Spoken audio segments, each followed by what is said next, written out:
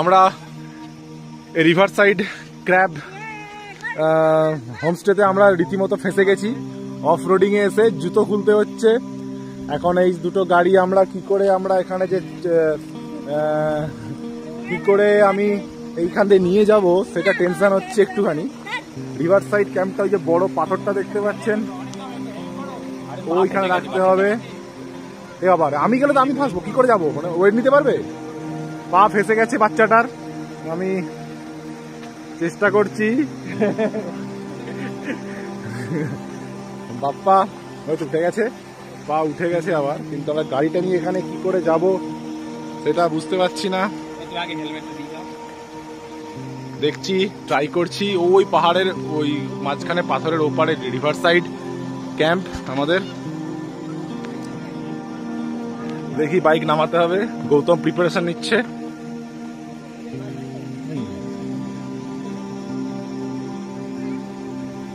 আমাদের বন্ধু গৌতম সে এখন এই নদীটাকে ক্রস করছে রিভার সাইড ক্র্যাব হোমস্টের জন্য। কেয়ারফুলি